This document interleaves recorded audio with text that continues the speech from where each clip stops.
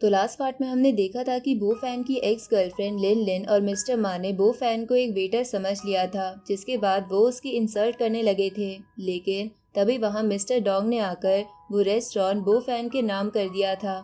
ये देखकर उस रेस्टोरेंट के मैनेजर समेत सभी चौंक गए थे। अब आगे तो इस पार्ट की शुरुआत में वो मैनेजर बो फैन के पास आते हुए कहता है कि सारी गलती मेरी है, मुझे पता नहीं था कि मिस्टर मा के प्राइवेट रूम में आप हो जो मेरा बॉस बनने वाला है। ये सुनकर बो फैन उससे कहता है कि क्या तुमने रिजर्वेशन रिकॉर्ड चेक करे थे? मेरी दोस्त ने इस रूम को बुक करा है। ये मिस्टर मा का रूम नहीं है, पर तुमने सिर्फ मेरे कपड़े देखकर मुझे जज कर लिया, इसलिए तुम यहाँ काम नहीं कर सकते। ये सुनकर वो मैनेजर रिजर्वेशन रिकॉर्ड चेक करने लगता है और उसे पता चलता है कि सच में ये रूम बो फैन की दोस्त ने बुक करा हुआ है। तो ये देखकर वो मैनेजर गुस्से में मिस्टर मा को बुरा भला कहने लगता है कि ये सब तुम्हारी वजह से हुआ है। तभी बो फैन उस मैनेजर से कहता है कि तुम यहाँ से जा सकते हो। साथ ही मिस्टर मा को भी मेरे रेस्ट रूम से ब्लैकलिस्ट किया जाता है, इसलिए वो भी यहाँ से चला जाए। ये सुनकर मिस्टर मा कहता है कि ये बकवास सा रेस्टोरेंट है, तुम इसके ओनर भी बन गए तो क्या फर्क पड़ता है, मेरे पास अभी भी तुम्हारी गर्लफ्रेंड है। उसी वक्त वो मैनेजर मिस्टर मा और लिन लिन की इंसल्ट करके वहाँ से चला जाता है। जिसके बाद बो फैन मिस्टर मा से कहता है कि भूलो मत, मिस्टर डोंग अभी भी यहीं खड़े हैं और तुम उनके सामने ही उनके रेस्टोरेंट को बेकार बता रहे हो। ये सुनकर मिस्टर डोंग मिस्टर मा से बोलते हैं कि क्या मैं तुम्हारे फादर को बताऊं कि तुम मेरे रेस्टोरेंट के बारे में क्या कह रहे हो। इस पर मिस्टर मा बोलता है कि मेरा वो कहने का मतलब नहीं था, मैं तो बस बो फैन को सबक सिखाने के लिए ये बोल रहा था। इस पर मिस्टर डोंग कहते हैं डॉक्टर बो फैन ने मेरे बेटे की जान बचाई है, इसलिए उनके बारे में तुम्हें जो भी बोलना है सोच समझ कर बोलना। ये सुनकर मिस्टर मा वहाँ से जाने लगता है, लेकिन लिन लिन उसके पीछे नहीं आ रही थी, बल्कि वो तो बो फैन को ही देखे जा रही थी। तो मिस्टर मा लिन लिन से बोलता है कि क्या इतना शर्मिंदा होकर भी तुम्हारा पेट नहीं भरा जो अभी भी वहीं खड़ी हो, चुपचाप मेरे साथ चलो। पर तभी लिन लिन बो फैन के पास जाकर उससे कहती है कि डार्लिंग, मुझे तुम्हें समझने में भूल हो गई, इसलिए हमारी पुरानी दोस्ती के रहते क्यों ना हम दोबारा रिलेशनशिप में आ जाए। ये देखकर मिस्टर मा लिन लिन को गाली देते हुए कहता है कि मैं तुमसे एक बार और पूछ रहा हूँ कि तुम मेरे साथ आ रही हो या नहीं। पर लिन लिन उसे इग्नोर करते हुए बो फैन से कहती है कि मैं इस पागल की मीठी मीठी बातों से बेवकूफ़ बन गई, पर अब मैं इसके पास नहीं जाऊंगी, इसलिए मुझे अपना लो। ये देखकर मिस्टर मा बो फैन से कहता है कि मैं भी देखता हूँ कि तुम कितनी देर तक अपना घमंड दिखा पाओगे। एक बार मिस्टर डोंग को यहाँ से जाने दो, तब मैं तुम्हें सबक सिखाऊंगा। इधर बो फैन लिन लिन से परेशान हो चुका था, तो मिस्टर डोंग उससे पूछते हैं कि डॉक्टर बो फैन, अगर आपको सही लगे तो क्या मैं किसी वेटर को बुलाकर इसे बाहर निकलवा दूं। इस पर बो फैन कहता है कि ये हमारा प्राइवेट मैटर है, इसमें आपको इन्वॉल्व होने की नीड नहीं है।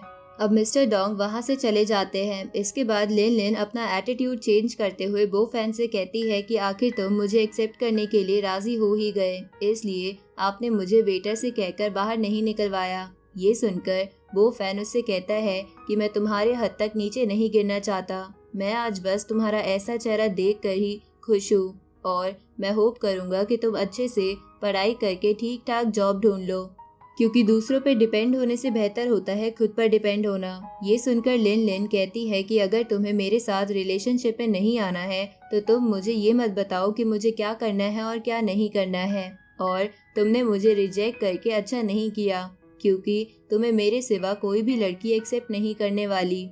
तभी चूचू वहाँ आ जाती है और कहती है कि मैं बो फैन की गर्लफ्रेंड हूँ। तो चूचू को देखकर लिन लिन का मुंह खुला का खुला ही रह जाता है, क्योंकि चूचू उससे लाख गुना सुंदर थी। इसलिए लिन लिन बोलती है कि तुम झूठ बोल रही हो, ऐसा होना नामुमकिन है, बो फैन की कोई भी गर्लफ्रेंड नहीं बन सकती। ये सुनकर चूचू बो फैन को किस करके दिखाती है कि वो सच में उसकी गर्लफ्रेंड है, लेकिन लिन लिन को अब भी विश्वास नहीं हो रहा था, इसलिए वो कहती है कि तुम झूठ बोल रही हो, जरूर इसने तुम्हें हायर किया है फेक गर्लफ्रेंड बनने के लिए। इस पर चूचू कहती है कि मैं तुम्हें बता दूं कि मैं क्वीन ग्रुप की वाइस प्रेसिडेंट हूँ और किसी में इतनी हिम्मत नहीं है कि मुझे हायर कर सके।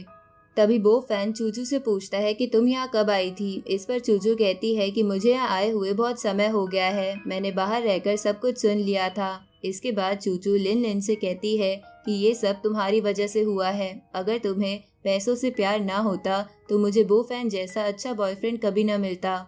इस पर लिन लिन बोलती है कि सभी लड़कियों को पैसों से प्यार होता है। तुम्हें क्या लगता है कि हर लड़की तुम्हारी तरह बो फैन को पसंद करेगी? मैं तो बस एक अच्छी लाइफ पाने की कोशिश कर रही थी और उसमें गलत क्या है? इस पर चूचू कहती है कि हर किसी के पास चुनने के लिए अलग अलग चीज होती है। तुमने पैसों को चुना और मैंने बो फैन को। ये सुनकर लिन लिन गुस्से में वहाँ से जाने लगती है, लेकिन तभी चूचू लिन लिन के हाथ का ब्रेसलेट देखकर उसे रोकते हुए कहती है कि मुझे तुम्हें कुछ बताना है। इस पर लिन लिन बोलती है कि अब बताना क्या बाकी रह गया है, तुमने तो इतना सब बोल ही दिया है। इस पर चूचू कहती है कि मुझे लगता था कि तुम स्मार्ट हो, पर तुम तो सिर्फ पैसे के पीछे पागल हो। तुम्हें तो असली और नकली के बीच का फर्क भी नहीं पता। इसके बाद चूचू लिन लिन से कहती है कि जो ब्रेसलेट तुमने पहना है वो केमिकल से बना है और ये तुम्हारी बॉडी के लिए काफी हार्मफुल है। इससे तुम्हें कैंसर भी हो सकता है। ये सुनकर लिन लिन कहती है कि ये इम्पॉसिबल है। मिस्टर मा ने खुद मुझे ये जेड ब्रेसलेट गिफ्ट करा था। इसकी कीमत $20,000 से ज्यादा है और मेरे पास इसका सर्टिफिकेट भी है।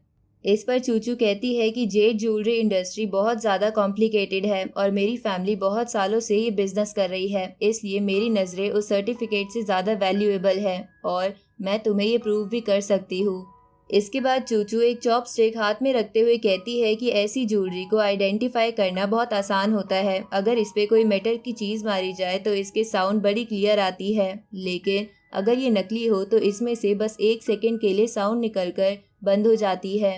अब चूचू उस ब्रेसलेट पे मेटल की चॉपस्टिक मारती है जहां उसमें से बहुत कम आवाज़ आती है। तो ये देखकर लिन लिन को विश्वास हो जाता है कि वो ब्रेसलेट नकली है, इसलिए वो उसे उतार कर तोड़ देती है और मिस्टर मा को बुरा भला कहने लगती है। तभी चूचू बोलती है कि तुम्हें क्या लगता है कि तुम्हारा ये पर्स भी असली है, पर मैं बता दूं कि ये भी नकली है और ऐसे फेक पर्स तुम्हें कई सारे इल्लीगल डीलर्स दे सकते हैं। ये सुनकर लिन लिन बोलती है कि बकवास बंद करो। ये पर्स मिस्टर मा के दोस्त ने यूरोप से लाकर मुझे दिया था और इसकी कीमत $40,000 से ज़्यादा है। ये फेक बिल्कुल नहीं हो सकता। ये सुनकर चूचू बोलती है कि इस बैग पर जो लोगो लगा हुआ है वो हल्का सा छोटा है, जो सिर्फ कॉपी बैग्स में ही आता है। ऊपर से इस बैग का लेदर भी असली नहीं लग रहा। अब चूचू बो फैन से गरम चाय देने को कहती है, तो बो फैन लिन लिन के टेबल से उठाकर गरम चाय दे देता है, जिसके बाद चूचू गरम चाय लिन लिन के बैग पर फेंक देती है। ये देखकर लिन लिन कहती है कि ये तुम क्या कर रही हो। तभी चूचू उसे दिखाती है कि बैग का कलर जा रहा है। ये देखकर लिन लिन समझ जाती है कि वो बैग नकली है, इसलिए वो मिस्टर मा को बुरा भला बोलते हुए वहाँ से चली जाती है, जिसके वहाँ से जाने के बाद चूचू को हंसी आने लगती है। तभी बो फैन उसे उसकी गर्लफ्रेंड बनने के लिए थैंक यू बोलता है, तो चूचू कहती है कि सिर्फ थैंक यू से काम नहीं चलेगा, मैंने तुम्हें अपनी फर्स्ट किस दी थी। तो बो फैन कहता है कि अब मैं क्या करूं, क्या तुम्हें भी मैं अपनी फर्स्ट किस दे दूं। ये सुनकर चूचू शर्मा जाती है और उसे डांट देती है, जिसके बाद बो फैन से कहती है कि तुमने मिस्टर डोंग के लिए क्या किया था जो उन्होंने तुम्हें ये रेस्टोरेंट दे दिया। इस पर बो फैन कहता है कि मैंने उनके बेटे की जान बचाई थी। ये सुनकर चूचू कहती है कि इसका मतलब तुम एक डॉक्टर हो। इस पर बो फैन हाँ करता है। तभी बो फैन को हॉस्पिटल डायरेक्टर का कॉल आता है, जो बो फैन से उसका एड्रेस पूछ रहा था। तो बो फैन उससे कहता है कि मैं अपनी दोस्त के साथ एक रेस्टोरेंट में डिनर करने के लिए आया हूँ, इसलिए आप भी यहाँ आ जाइए। इधर हम मिस्टर मा को देखते हैं, जो कई सारे गुंडे और शायद एक वकील को लेकर वहाँ पहुँचने वाला था। इधर हॉस्पिटल का डायरेक्टर उस रूम में आ जाता है, जिसके बाद बो फैन उसे चूचू से मिलाता है। तो वो डायरेक्टर कहता है कि आप दोनों की जोड़ी काफ़ी अच्छी लग रही है। ये सुनकर चूचू शर्मा जाती है। इसके बाद वो डायरेक्टर बो फैन से बोलता है कि आपकी वजह से मेरे सीनियर्स ने मेरी काफ़ी तारीफ करी थी, इसलिए आपका बहुत बहुत शुक्रिया। इस पर बो फैन डायरेक्टर से कहता है कि जिस चीज़ का पता लगाने के लिए मैंने कहा था आपने उसका पता लगाया। इस पर डायरेक्टर कहता है कि मैंने ये पता लगाने की कोशिश करी थी कि वो फूड पॉइजनिंग कैसे हो रही है और मुझे सब में एक मेडिसिन कॉमन दिखी थी, लेकिन जब हम उस मेडिसिन बनने वाली कंपनी में गए थे तो वो ऑफिस खाली था और हमें वहाँ एक सिक्का पड़ा मिला था। उसी वक्त वहाँ एक वेट्रेस आ जाती है और बो फैन से कहती है कि बॉस, यहाँ कुछ लोग ये रेस्टोरेंट बंद कराने आए हैं। अब इसी के साथ ये पार्ट यहीं पे ख़त्म होता है।